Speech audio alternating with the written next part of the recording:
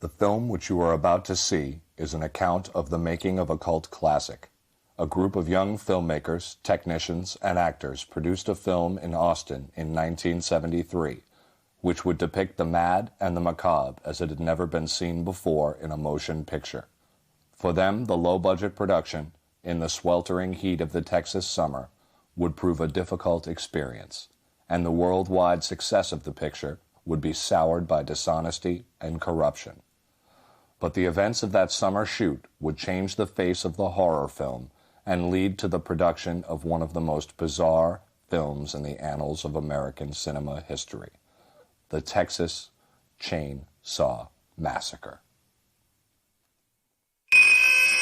Shooting Texas Chainsaw Massacre was like a really grueling, fun, but very chaotic experience of filmmaking. When I got through, I didn't care if I never worked on another picture. People were puking, on that set continuously. Cuts and thorns and weeds and dirt and rocks and bugs and getting hurt. To this day, I've never met anybody who's blasé about the film. They either love it, or they hate it, or they've loved it, or they've hated it for years. Everything is incited to attack the audience. And that is something that we don't find in horror anymore.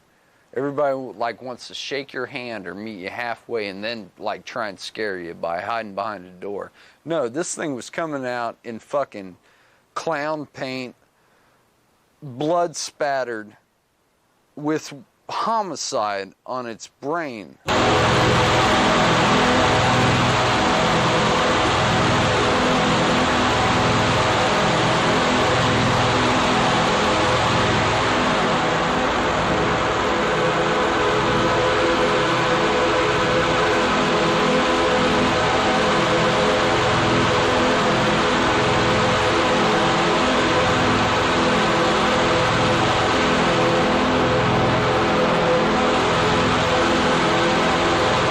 Armadillo shot was that's just pure ridiculous accident.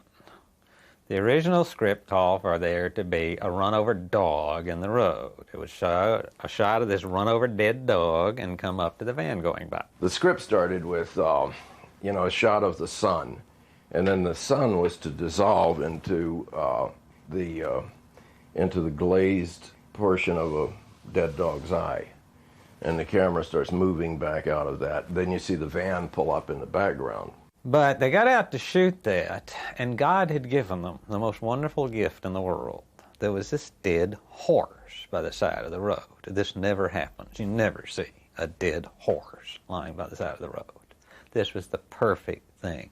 This giant dead horse covered with flies, the perfect thing to shoot and pull up to this thing. But they didn't want to shoot that because their delicate sensibilities meant that they'd have to get close enough to shoot it and it would just stink. I was out driving around the countryside and saw a freshly killed armadillo that had just been hit by a car, so I took it home and got a book about how to do taxidermy, and I taxidermied this armadillo just for the hell of it. So that ended up being the dead thing in the road and not the dead dog. Domesticated creatures, and it was just too horrible. You've got an armadillo, we'll just put it down on the ground, run over it, and splatter its guts everywhere, and I said, no, you won't. I don't recall ever having the idea of running over his armadillo. I respected that armadillo. And they said, okay, we won't destroy it. And Bob, I had no intention of messing up your armadillos, help me God.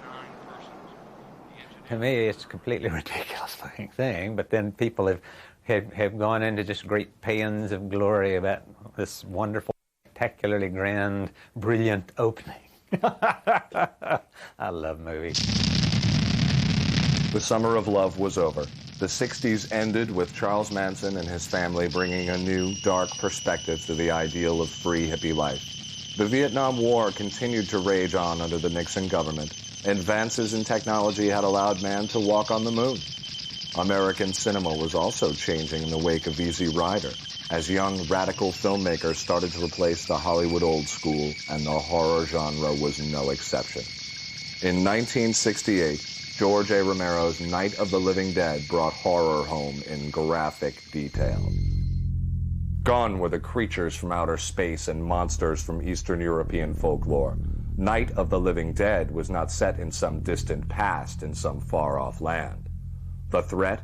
Flesh-eating human beings attacking the modern American home. The violence lingering and visceral. The climax inconclusive. Stubbornly refusing to provide the audience with a satisfactory resolution to help them sleep at night. Night of the Living Dead was an enormous success on the drive-in and midnight movie circuits, and set a precedent for the genre from which there was no turning back. The emphasis now was on the contemporary attack on the American dream. Young, vital filmmakers were eager to depict their visions of a dysfunctional America, and horror was the perfect milieu for that metaphor. Drive-in screens across the U.S. were flooded with this new wave in low-budget horror cinema.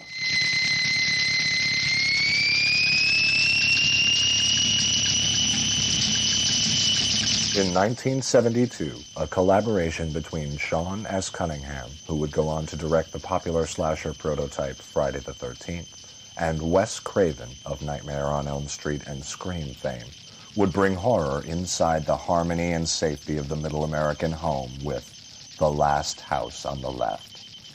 In this case, the violence was arguably as hardcore as had ever been depicted in cinema. In Last House, there are no living dead cannibals. Just a gang of criminals hell-bent on a rampage of rape, murder, and dismemberment.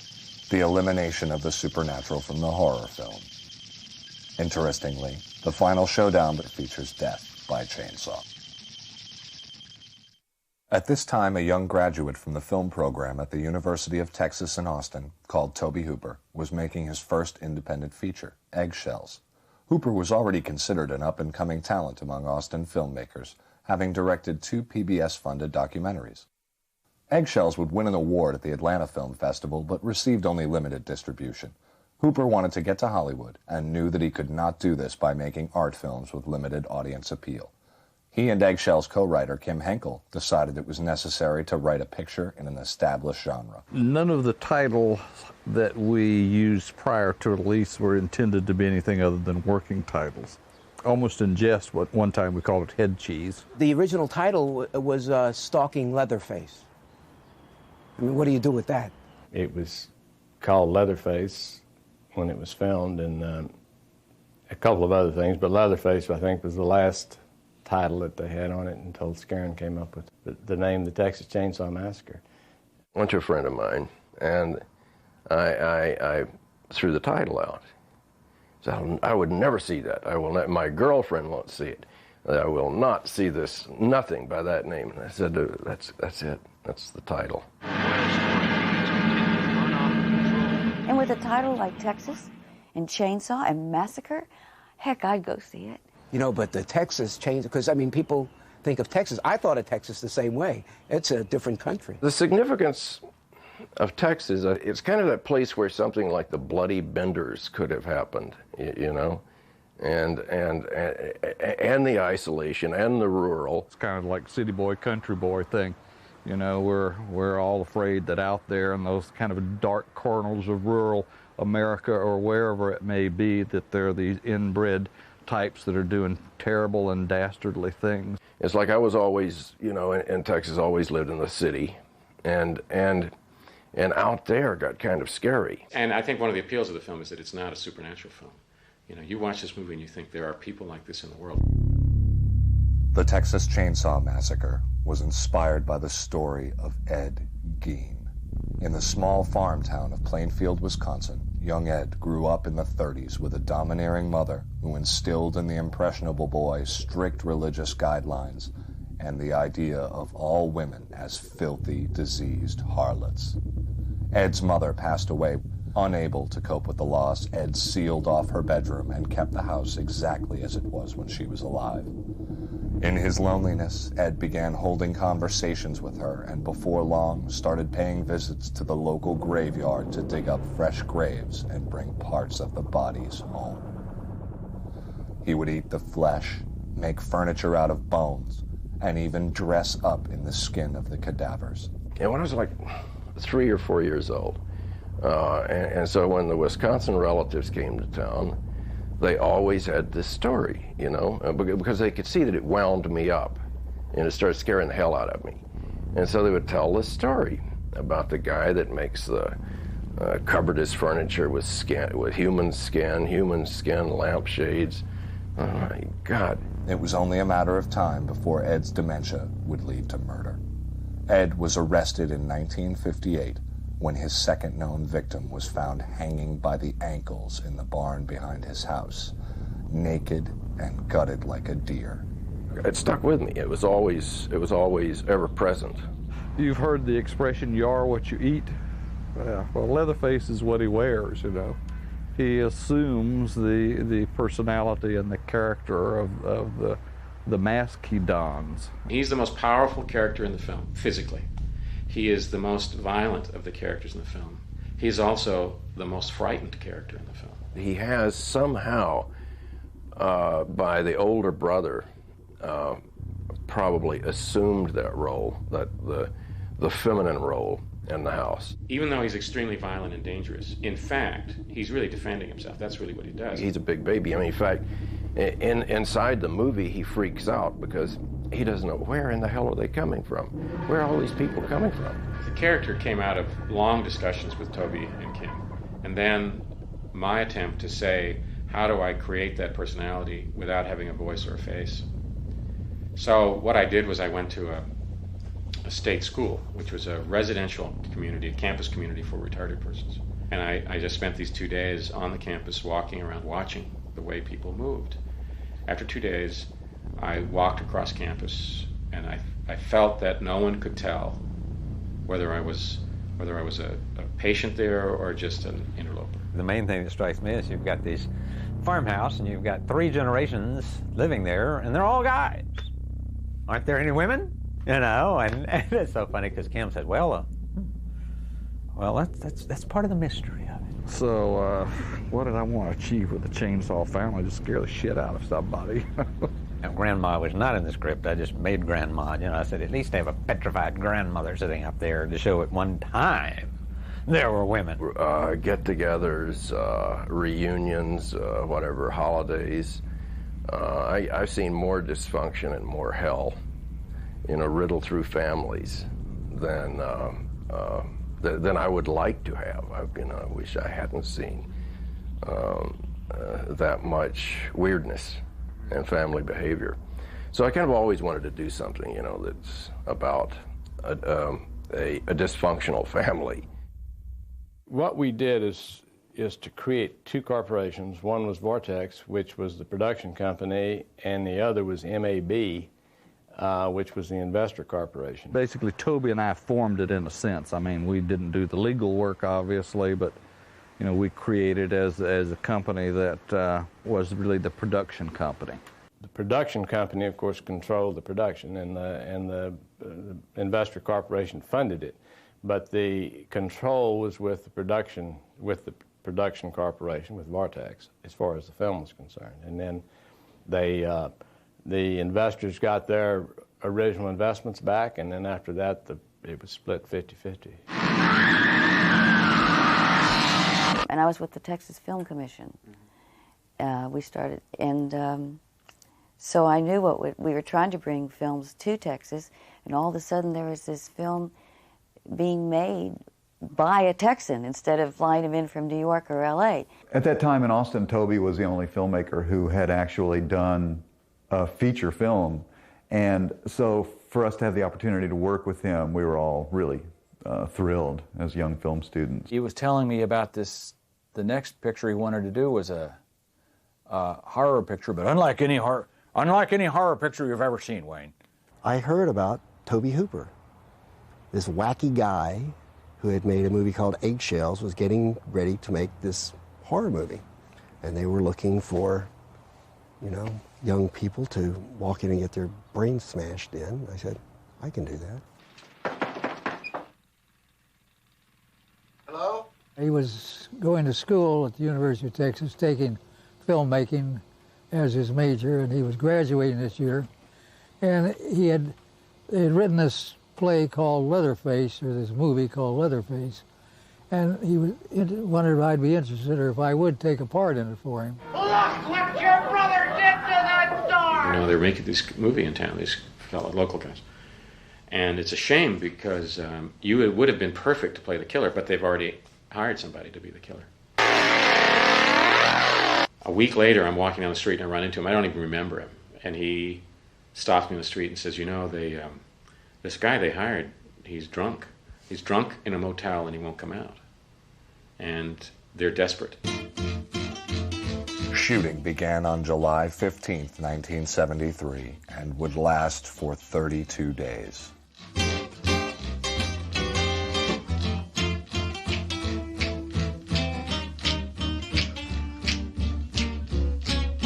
The shooting schedule was desperate. Oh, it was murderous, you know. It was hot. It was the middle of August.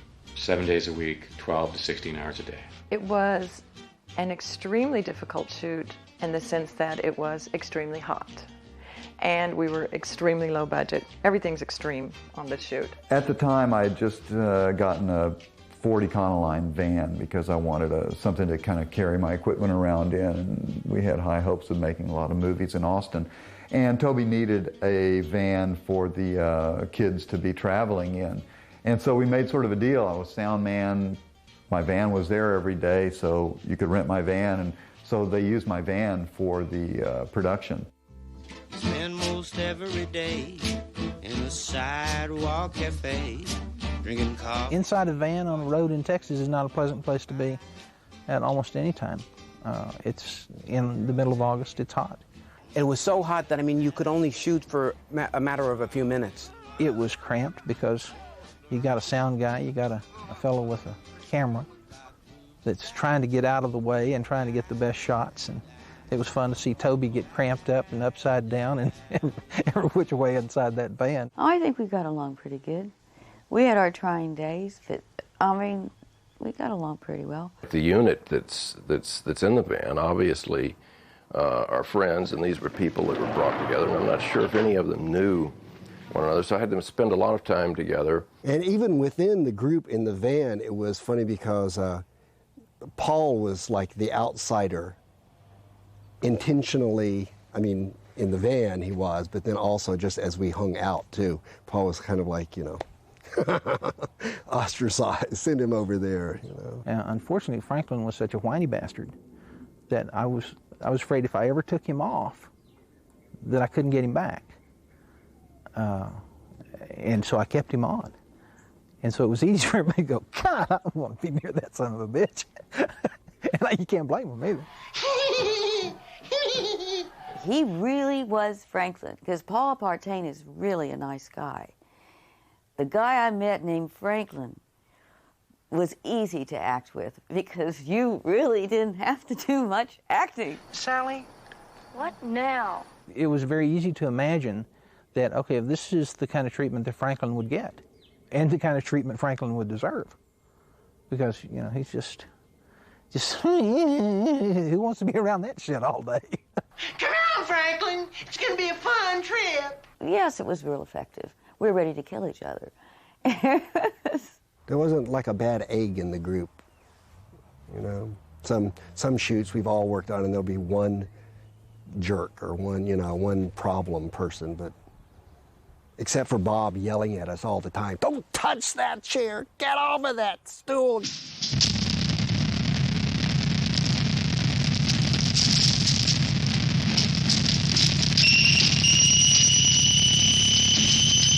Well, to try to make it look like not an art director's idea of, you know, what insane people would do, but trying to make it look like where they live. Not trying to get into their minds, mind you, but just sitting back and saying, okay, they have these parts left over from people and animals that they've killed, and what would they do with them? So what are the parts? They are bones and skin and hair and teeth. You know, if they are going to make things out of them, you know, what they would make out of them. I mean, it's really brilliant stuff.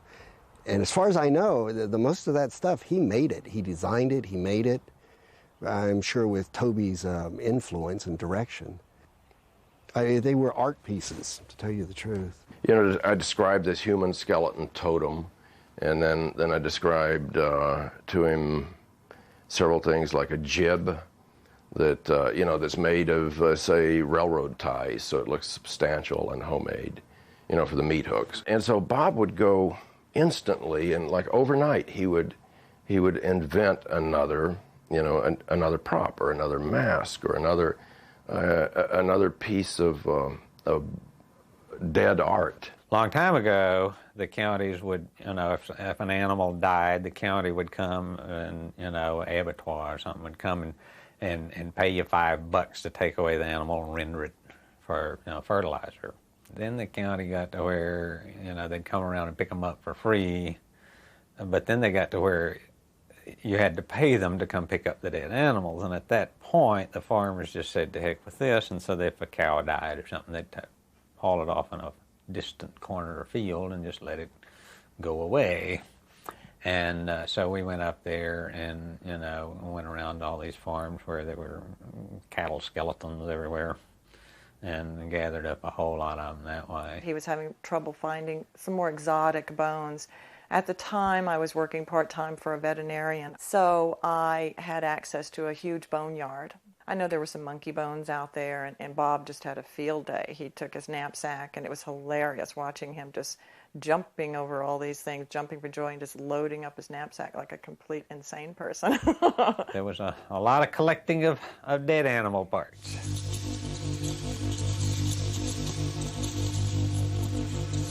We dragged all that stuff in there, and it was just a nice old country kitchen. The old house is a very nice house, and went in and decked it out. It was just like the family should live there. And so already when you walk in and you saw this, you felt uncomfortable, itchy. You didn't want to touch anything. At the time, I don't think we really appreciated it as much as I do now, especially since I am decorating sets. I just think it was another character in the movie, and it would not have been the same movie without all of his work. I worked a long time doing experimentations of material to try to make something that might look like human skin that was peeled off and dried. And like the leather faces, we took molds of people's faces, and I came up with this formula, if you will, of using liquid latex and some fiberglass insulation material that I could peel off in very, very thin sheets and stick in there, and so it layered up, and so it was fibrous looking, and it was translucent, and it would naturally turn this kind of brownish, yellowish color. It would maintain a bit of the facial form. People we see and killed in the movies, they've been hit on the head with a sledgehammer. So each of them is going to have a hole, or has been abraded, bashed through right there. And so then, okay, what would they patch that up with? So we wired it up with, thin wire, and it was all this very crude stuff, and sewed on things, to make it look like they had peeled somebody's face that they had killed. And then, had the face, they had the mouth kind of wired open with wire inside it, and wired everything. You could see what they did.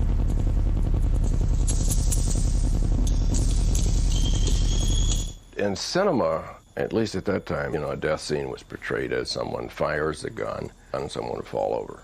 At one time, I'd wanted to be either a doctor, a mad scientist, or a magician. And so, I knew that it's not easy to kill somebody. Gunnar, in my memory, was this big teddy bear kind of a guy. Large guy, but sweet as sweet could be.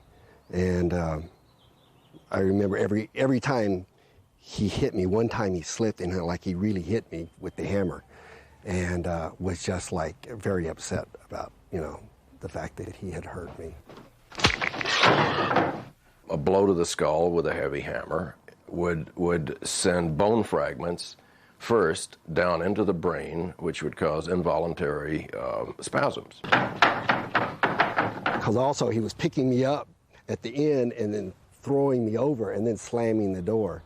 And I remember after every take, he would come, "Are you okay?" Then you get the imagery of Slaughterhouse when Leatherface drags him up that little ramp, like you know, this is the little mock slaughterhouse, and he closes this leather door. You think you've seen the slaughter. I'm very, very pleased with it. You come out of this thing thinking you've seen a bloodbath, and you've seen very little blood. And I take credit for a whole lot of that, because when the girl gets hung on the meat hook, Toby told me originally that he wanted the meat hook to come out the front and blood spurting. So if you do that, people are going to try to figure out how you did the effect. I put in a lot of telephone calls to the MPAA asking their advice. You know, how do I get an R rating? No, actually I said, how do I get a PG rating and hang someone on a meat hook? And I talked him into, you know, it will be much, much stronger with no blood at all, and that scene has not one drop of blood in it. I knew how they were doing it at the time, and it still just scared the piss out of me, to tell you the truth. I had to come up with something that would fit under this very skimpy costume that had the strength to hold her up. I also had to design it with a woman's anatomy in mind, because she was basically, all the weight would be on her crotch. I had nothing to do with that. I washed my hands of all that completely. They were pissed off at me at the time, but I said, I'm not going to do something like that. Bob made for me, I talked about him, and he made for me like a little saddle, almost like a chastity belt looking thing, of which I stacked tons of sanitary napkins in for padding for her. Then I came up with the idea to use nude stockings. I crisscrossed them across her body in the front and in the back. And then what was great, which I hadn't planned on, it worked really well, is there was just that little bit of a jerk. She won't talk about it, and I won't talk about it. She was a great sport about it. And I think the longest we could hang her was about a minute. I had a 2-year-old daughter at the time, and she would come out with my wife when she brought the food, and she would just kind of play around the set and go into people's trailers. But on one particular day, the day when the kids are hung on the meat hooks and Leatherface is cutting off the head of the boyfriend, lunch came just at that moment as we started rolling camera. And my daughter came running in to say hello to everybody just as Leatherface was coming down with his chainsaw. And she screamed to high heaven and went running out of that house and down the road and was like trying to get away. No one had seen this kind of thing. People didn't know how to react. They didn't want the victims, they didn't want the actors to see me, because they wanted them to be genuinely frightened when they get killed.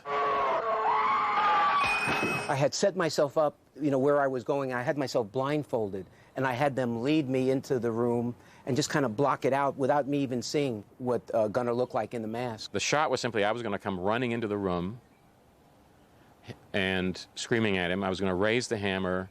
He screams in terror, and I hit him and kill him with the hammer. To make it look realistic, there was a fellow actually on the floor behind him who had his hand in the back of his belt, so that as I swung the hammer, because my hammer obviously wasn't going to hit him, as I swung the hammer, he was going to jerk Alan to the floor. I worked myself up. I was getting really into it, blah, blah, blah, and they do the action camera rolling. I come roaring in. Alan turns. There's this beautiful look of horror in his face. I start screaming, giving it a blood-curdling scream. He rips loose of the belt guy and dives out the door, ruining the shot. He was so frightened he couldn't do the take. Sally, I hear something. Stop. Stop. When Leatherface comes out of the bushes, that's still the scariest moment in the movie for me. So when I saw him in his rig, it was a total surprise. I can't help it. I'm thinking, you're in it, stupid. But no, it's still, it's still scary. Dottie Pearl was on the left side right here. Toby was on the right. Camera was shooting over my shoulder. Gunnar, of course, coming in. We had red Karo syrup in our mouth. That was the fake blood. All three of us had a mouthful of it. And every time Gunnar would come in and make a pass, we'd all spit. And it gave me a chance to take another giant sip of the blood while they were pulling the chainsaw back, and every time they would hit, I would spew this blood again.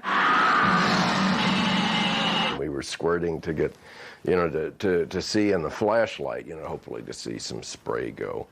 and some, you don't see the wounds happening, you see the after effect of it. But yeah, we were either spitting it or flinging it or something, I don't know. And we just kept doing it until we were all out of spit. And it worked great because it looked like, he was hitting, of course, a main artery. There were a lot of people like getting hurt and like, I don't know if it's so much the subject matter, or I guess so, but there was always seemed like there was that edge, that if you weren't careful, you were going to get hurt. And people did. I know Marilyn did. Those black eyes and everything were real. I had to remember where I was in the picture to see if I needed makeup to remove them. Started out trying to beat her to give me this stick, or that broom handle in that. It was a real broom handle. It was wood. Poor Jim. We shot that all night long, and hour after hour we were doing all this takes, and he was trying to pull the punches, and Toby would tell him, it looks like you're pulling the punches. And I had to hold back, and you can't, don't hold back, it looks fake. We'd give you a rubber one to hit her with, that looks fake too. Take after take, it's getting later and later. Finally we did it so much, and Marilyn was getting beaten up a little bit. She told me, she said, Jim, come on, let's get it over with. About the 8th time, I finally was catching on to it, and I really was lacing it to her, and they said it was a take, boy, old Marilyn, she keeled over. One shot where I'm in the chair with the arms, they needed a gag, and they said, somebody get a rag or something. So somebody found something on the floor somewhere and got this gross, filthy rag that had been gosh knows where. And that looks good. Oh, put it in her mouth. This is a gritty, nasty, disgusting that we're going to have to use again and again. No one thought about getting a clean one. And there was one time where Ed Neal's groping at me, and I'm like this. And so I'm in this chair, and my feet and hands are tied, and the camera's right there. And I'm going, getting away from Ed Neal, right? So I get so far away from Ed Neal, I go down. And there I am tied to the armchair with my feet tied. And the first thing the cameraman said is, she went out of the shot. And then they just said, well, let's do such and such. And I'm sitting there on the floor with the gag in my mouth, still, somebody, get the girl. That made it, maybe they were all trying to get me in character. As a production, it was a very abusive production, and you see things you don't want to do, like working 27-hour days just because you didn't have your shit together enough to shoot it all in one day, which you should have known you could if you'd have planned it. The most grueling night of the shoot was the dinner scene that proved to be like a 27-hour shooting day. 26 hours. It was like a 27-hour shoot or something like that. Almost 36 hours straight we shot. I'm sure Toby's got it up past 40 by now. There were actually 2 reasons it had to be completed in one night. They were losing me that day. I was through and had to go. I just had a week contract with them. And the other reason is we'd run out of appliances for old Grandpa, who was 18 or 19 years old. And the poor guy, it was basically glued to his face, so he was scarred for life. Okay, gang, we're going to be here till we finish this scene. And we all kind of accepted it. Somebody decided to take this chicken, very clever, and make the head and have the feet. Some kind of beautiful decoration for the center of the table. What they didn't think about was after day, and under the lights, and in a house that's totally has big black curtains over the windows to make sure no light was coming in at any time, whether we were shooting day or night, though we just kept going. That chicken started to rot. We were shooting this in Texas in the summer. It was 95, 100, 105 degrees every day. And the dinner scene, though it takes place at night, was shot during the day. So we covered up all the windows, or they covered up the windows, and then we had all this light in there. So that room was probably 120 degrees. I think that's a conservative estimate of the temperature in that dining room. Boy, was it hot, and the meat got rotten in a hurry, and we're all in there. And I never did get ill physically, where a lot of people did. They run outside, come back in. There was a moment during the film during the dinner scene, when I went out and threw up. The stench on that set was kind of a combination of gunners perspiration because he was in that get-up for so long that he was just drenched in sweat. I was the smelliest element of the set. I mean, it's embarrassing to admit, but the problem was they had one costume for me. They had no money. They had one costume for me. They didn't dare have it cleaned because they were afraid it would be lost or the color would change. So I wore the same clothes 12 to 16 hours a day for a month. And we all really stank. That's one thing I remember a lot is the body odor. I think we all got pretty ripe. One lamp in the room that was made out of a skeleton. The light bulb got close to the bones and started the damn skeleton on fire, and smelling old bones is bad too. I was in the worst position on that 26-hour shoot. That was the big dinner scene. Because as the boom man, I was up highest, and heat rises, and so do all the smells. What I remember of that shoot was just Marilyn screaming in my headphones for hour after hour after hour after hour.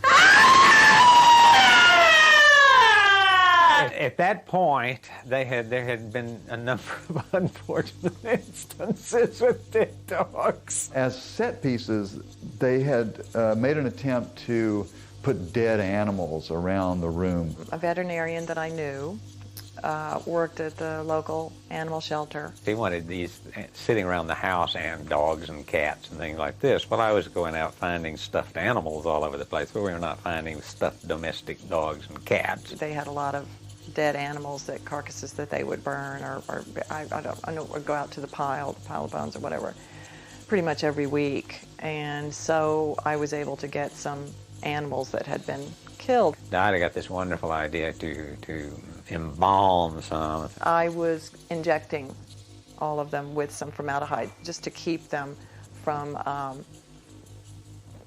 stinking us out of the place and turning into maggots. It was getting kind of grim, but then when Dottie had a dog in her little lap, and it was going to inject formaldehyde in the hind leg. Oh, this is terrible stuff. And she injected it, and it went through the leg and into her leg, and she shot herself with a little pop of formaldehyde. I just almost became hysterical that I was going to suddenly, stiffen up, harden up, and I had embalmed myself. And then she said, "This is not happening." I said, "No." They started stinking to high heaven, and then they tried cremating them. Poured gasoline all over it, and ignited this. And I guess thinking that it would make it disappear.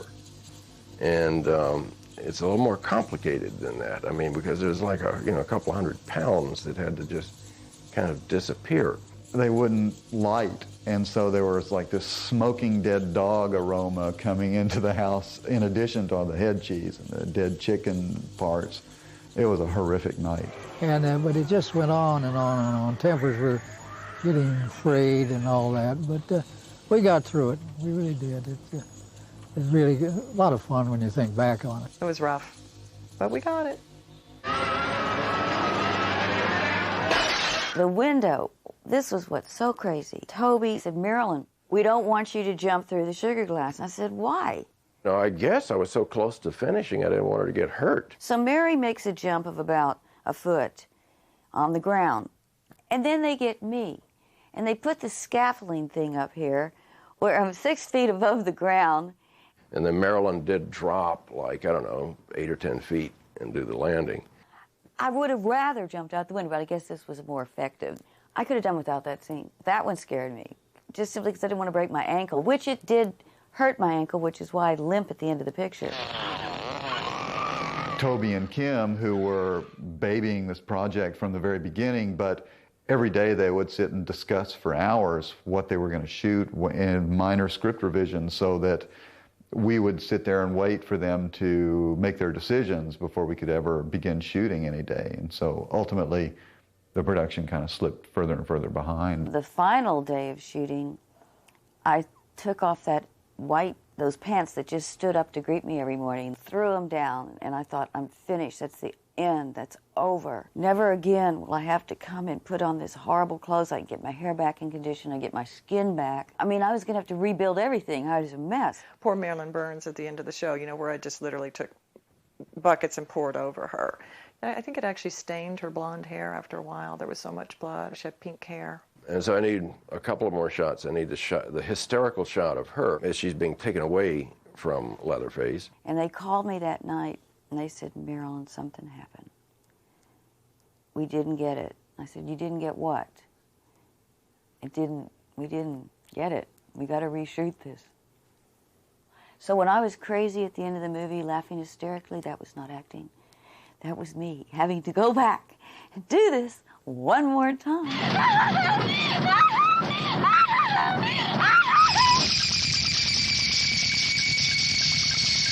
To keep costs down, Hooper and Henkel convinced participants to defer salary until a distribution deal was struck, then awarded points. These points were not taken from the total gross, as some participants believe, but from Vortex's 50% ownership of the picture.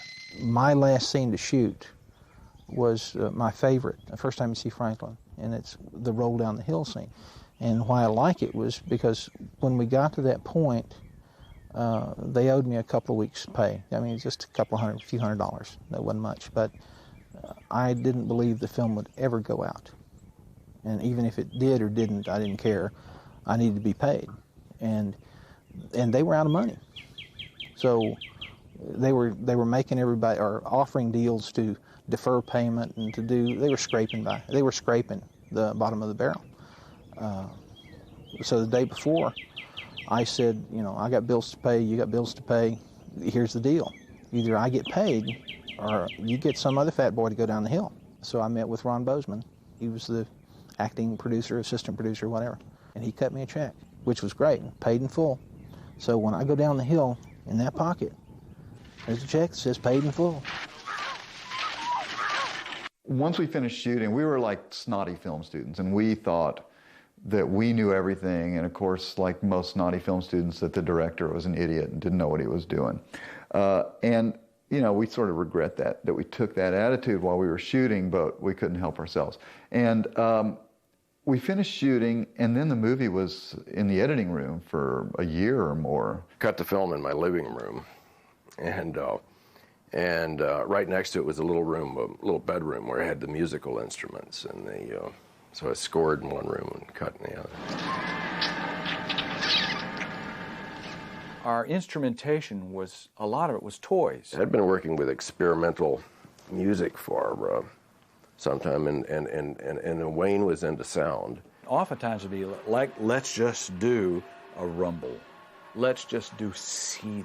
These calls came from Toby, Jr. Let's just do ice. I had this African instrument, metal instrument hanging from it. It had things on it like tambourines, those little things. And I would saw that damn thing as hard as put as much pressure, on the string, so you could hear the increments as the bow slipped across the, and as it did that, then these things would rattle too. And indeed, by using the unconventional, that opened up the possibilities. You're not doing a fugue, you're doing bones. So I had a library of all kinds of sound that I could then control by editing. The production ran out of funds during editing, and Henkel and Hooper had to sell yet more shares in Vortex. They'd come up with a budget of $60,000, and that's what he funded. And he said, if anything, you need any more money than that, you got to get it out. You got to sell part of your interest. Toby and I had to sell off basically our portion, a good chunk of our portion of the film, in order to raise more money. Chainsaw was screened for most of the major studios, but none were interested in distributing the picture.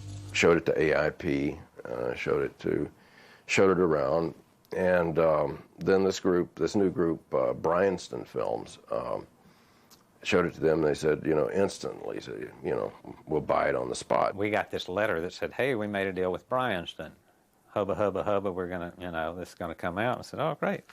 And Steve came in the office that day, and I said, look, we made a deal with Bryanston. And Steve said, they're mafia.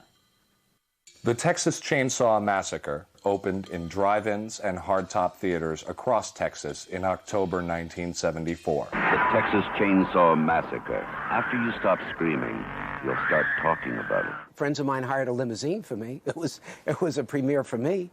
It was at the Village Cinema.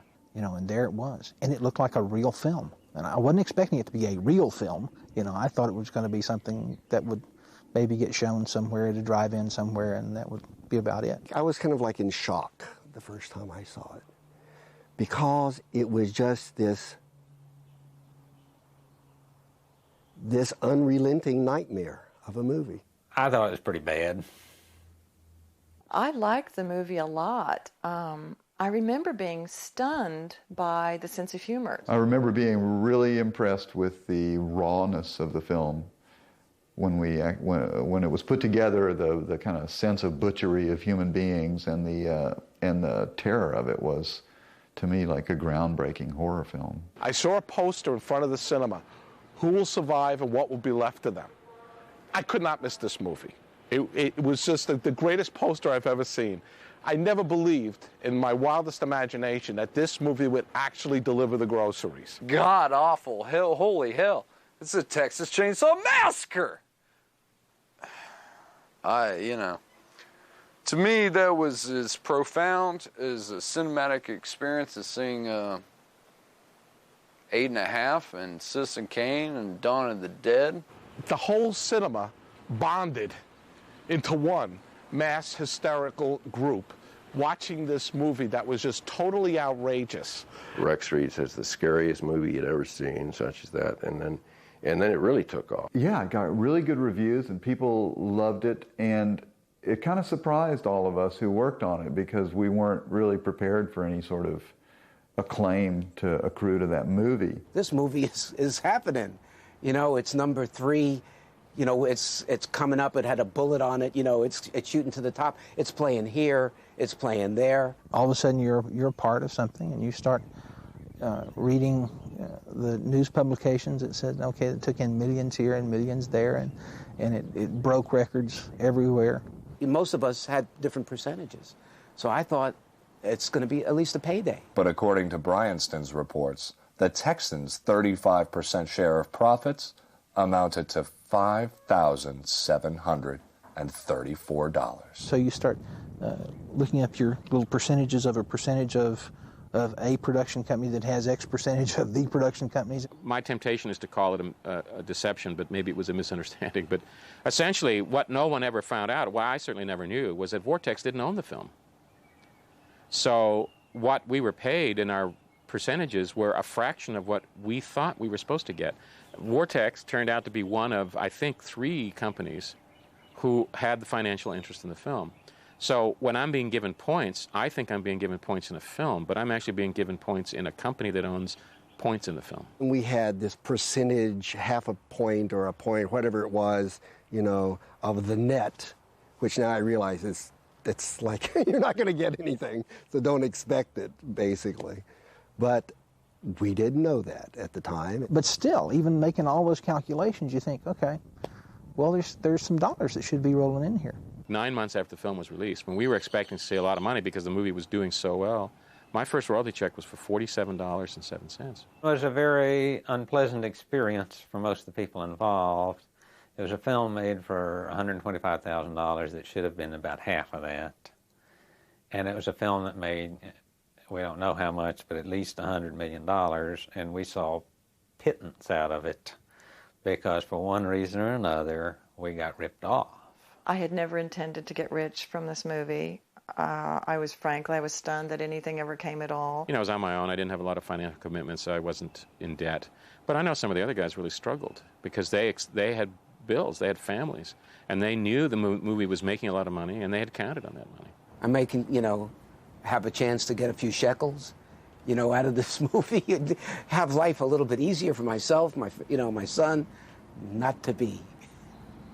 See, that's where the massacre is after the movie. My feeling was it had launched my career, and that was enough for me. I was the only person involved in the production of the picture that took action against the producers of the picture for, you know, the way we were treated. Kim Hinkle and Bill Parsley and Warren Scarron and I went to New York. And then Warren and I went down to Bryanston's office to talk to Lou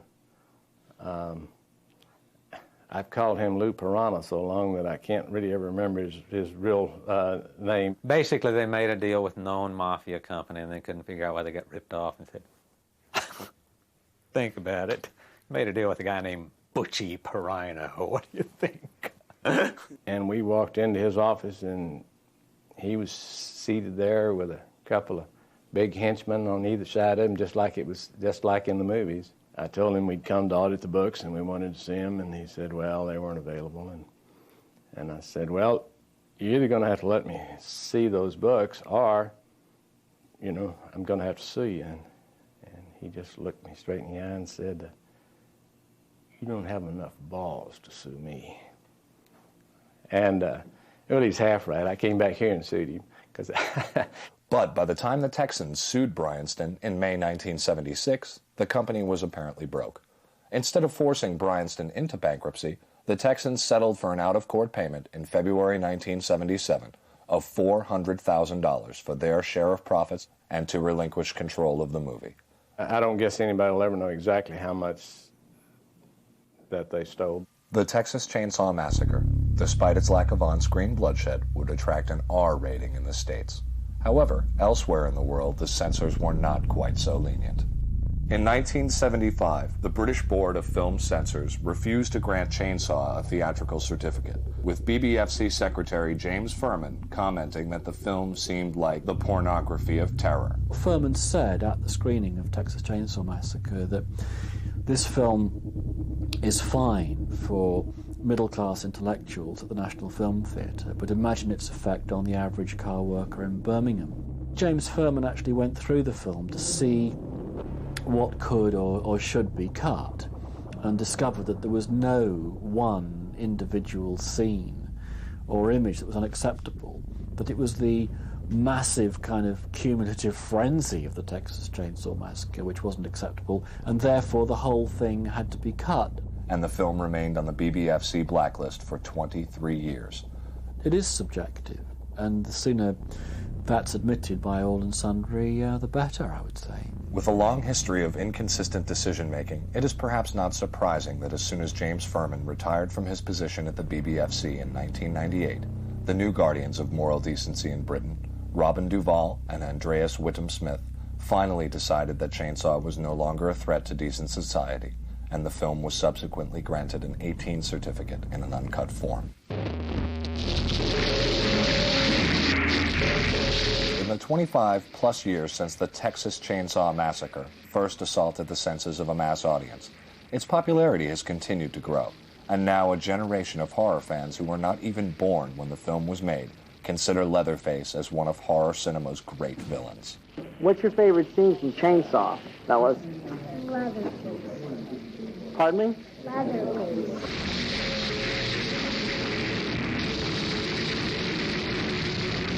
So I figured it was the cameraman's job and Toby's job to avoid me. So I was actually swinging the saw. And I thought it was like my one moment in this movie where I'm going to try to kill Toby Hooper. What are you doing? It's not camera.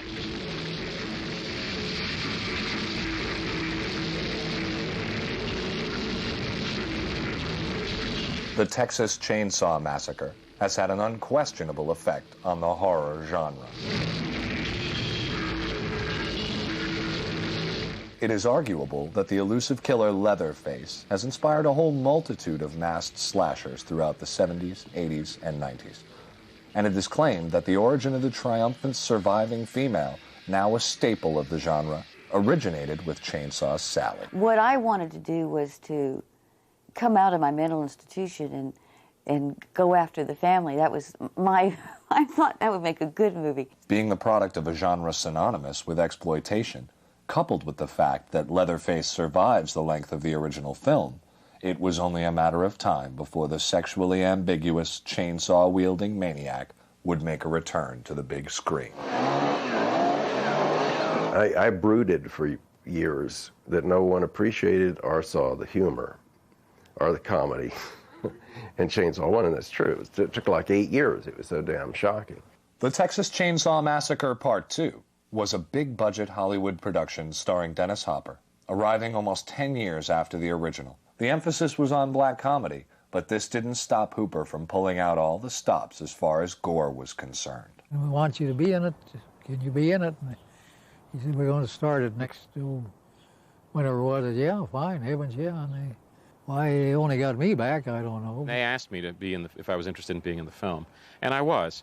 The problem was what they were offering me for pay. They offered me scale, union scale plus 10%.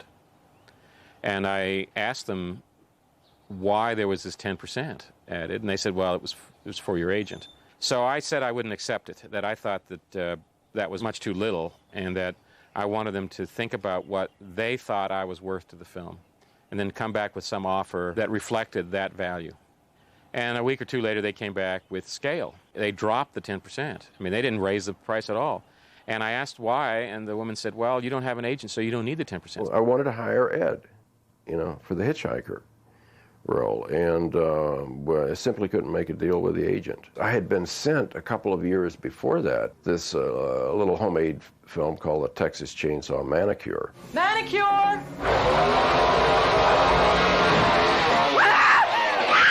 He loved the manicure. He wanted to know who played the hitchhiker. I said, well, that was me. And he said, well, if I ever do Chainsaw 2, I'll keep you in mind. I got the best manicure ever!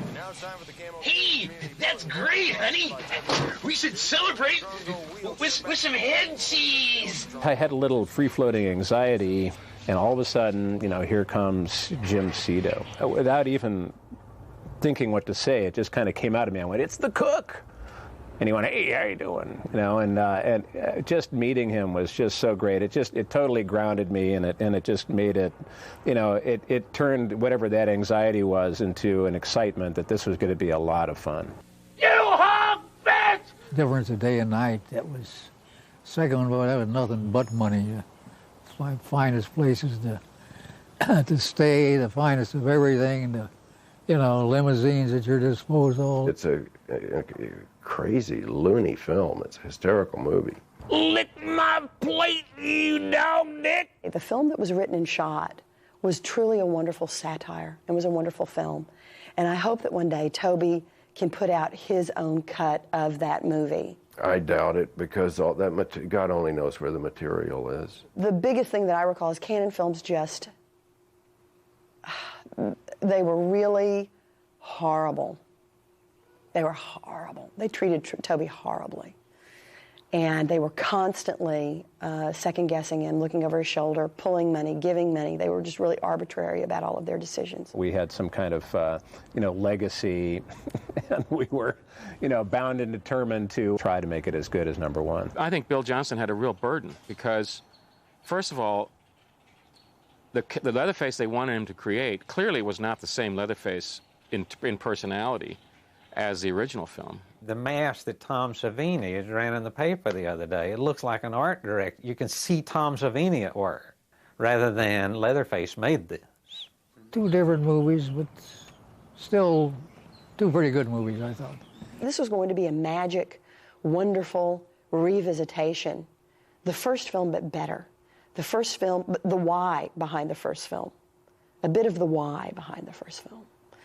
And Cannon Films didn't want the why. They just wanted the first film over and over again. Well, it was not finished, for one thing. There were incomplete sequences. And they got a hold of it and cut it themselves and just fucked it up. Cannon at that time was sort of running their business out of a couple of different countries. They were based in Israel some of the time and sometimes in L.A. We opened at number one, as I recall. It took a pretty steep dive after that, unfortunately.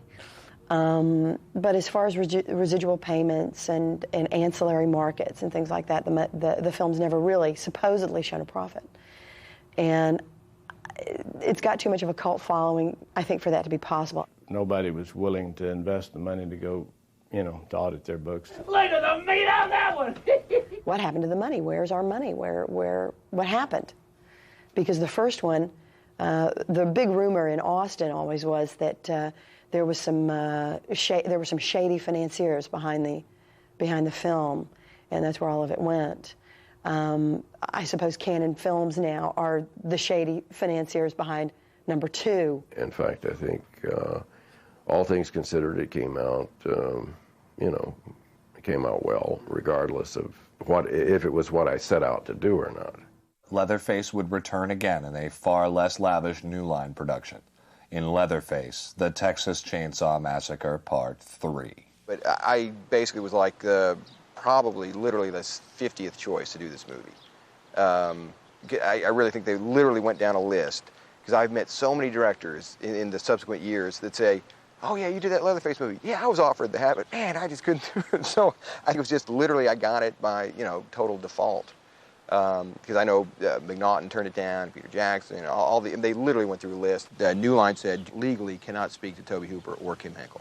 Given my druthers, I would have wanted to rewrite the script, because Dave Scow is a talented writer, but I just felt that there were a lot of unanswered questions, a lot of needless questions that the audience would come to ask, because like, who is this family? Where do they come from? It's a pretty damn big coincidence that they happen to have a desiccated grandfather that they keep alive too, or don't keep alive, or whatever. My concept was, hey, let's at least return to the more nasty roots and dark humor versus an overall jokey tone. First, when I got the job, I go, man, this would really make it the true sequel by you have the original Leatherface back. He talked to me about being in the film, and we looked at the script and talked about what a mess the script was. One of the main things was he needed a certain monetary commitment from New Line, and that they weren't prepared to give. And it wasn't an outrageous thing he wanted. It was fine. I mean, it was very unlike the kind of indirect way that I dealt with Canon. I mean,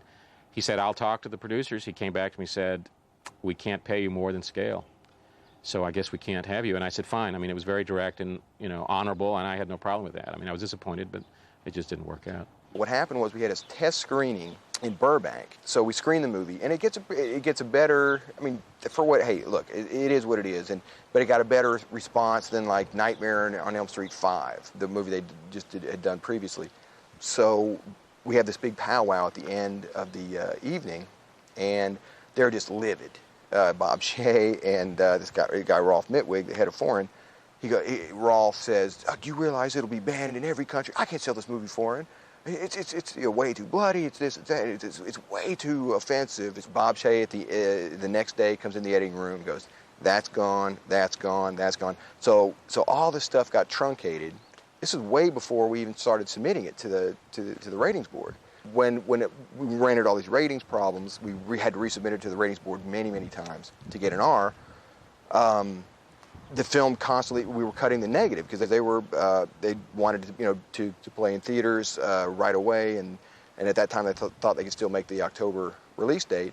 So the negative kept getting cut, and they never did a protection negative of those effects seen. And it was a nasty movie. It was a very nasty movie.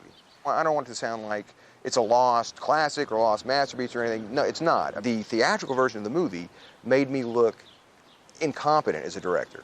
Because there were scenes where I go, man, I directed this movie. I had no fucking idea what's going on. I mean, because you can't. It was literally incoherent the way they had to cut around this stuff.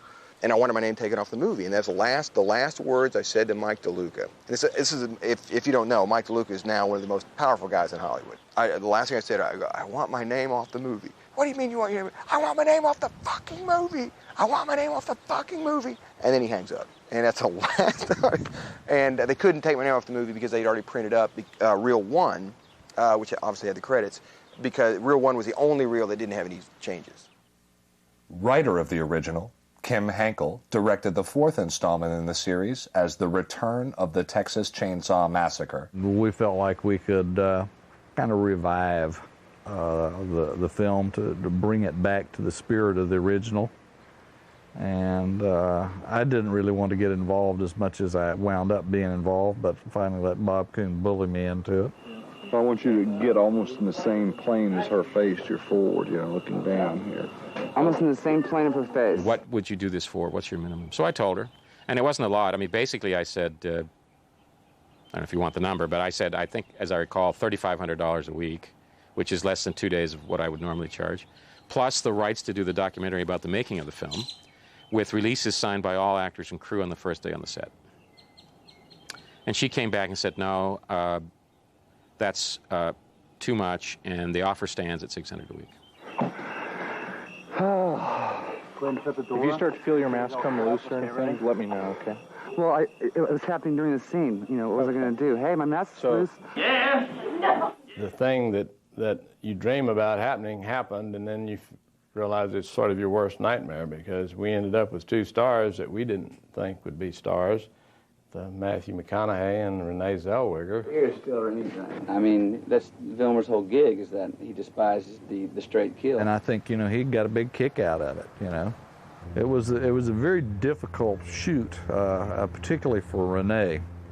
She got beat up pretty badly, and she was a real trooper. They had decided not to release Chainsaw until after Jerry Maguire, and they thought it would help Chainsaw when it was released because Renee would be, you know, well known. This is the woman who's going to make sure I get a job in August. Welcome to my home. They said they couldn't do the theatrical release because the CAA said that they did not want Matthew McConaughey exploited in that film, and that they didn't believe in exploiting a known actor just to try to get a film released. And I said, well, I thought that's what you guys did for a living up there. You're a bona fide moron. Come poking your nose around here where it don't belong.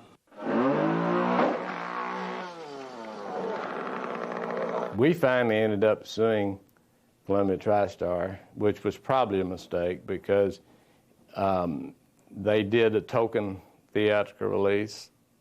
They released it in 10 theaters across the United States. It is the first Texas Chainsaw Massacre, however, which still holds the reputation as a startlingly original work in the history of American cinema. A print of the film resides in New York's Museum of Modern Art, and, of course, it is still held in high regard by fans of extreme cinema all over the world. Just remember, my family's always been with me. Incidentally, the house where the Chainsaw family resided in the original Chainsaw has now been converted into the Kingsland Old Town Grill. When you're next in Texas, you may want to pop in for a bite to eat.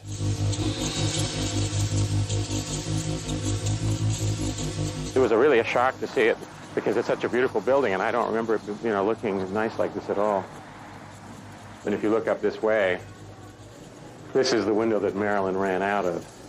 Yeah, this is the hall where I carried Terry McMinn down. We brought Terry down this way. This was the original dining room. This is where the lamp here was. We had Marilyn tied here to the armchair. And then over here was the room with all the feathers and the bone furniture. This was the living room in the film. I thought we were making a good movie. I always believed in that. I think what I was trying to say is, you know, now, this is America. You know, This is the first time I ever worked with a bunch of college kids like that.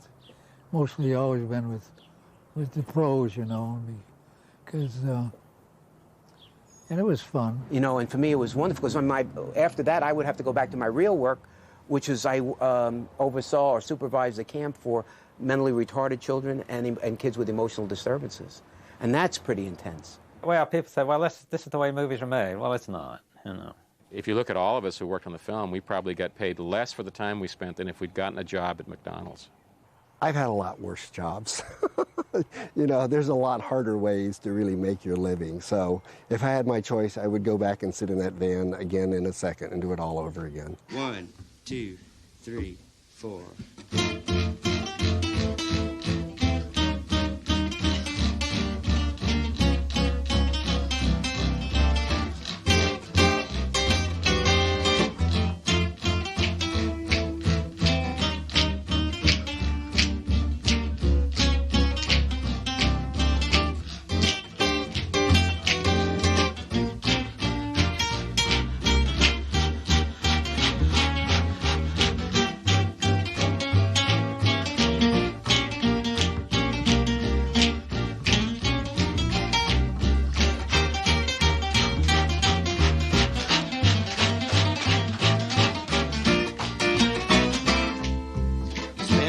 Every day in a sidewalk cafe, drinking coffee, watching women walking by.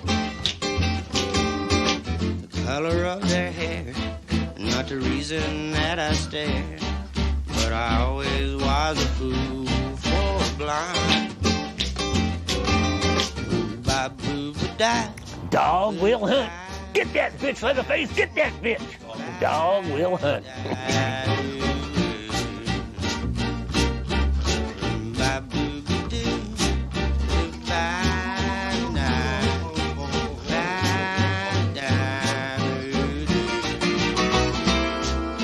They jiggle and they sway as they strut along the way.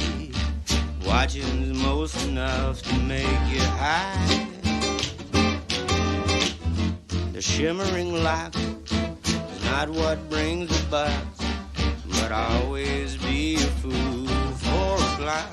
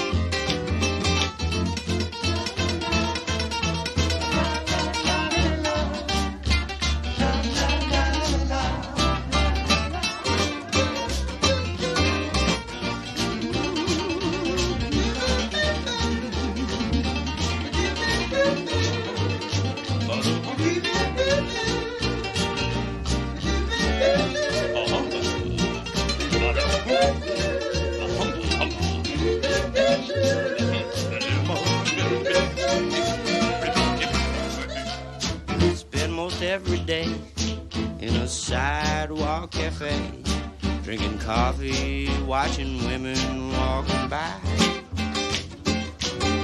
The color of their hair, not the reason that I stare, but I always be a fool for a blind.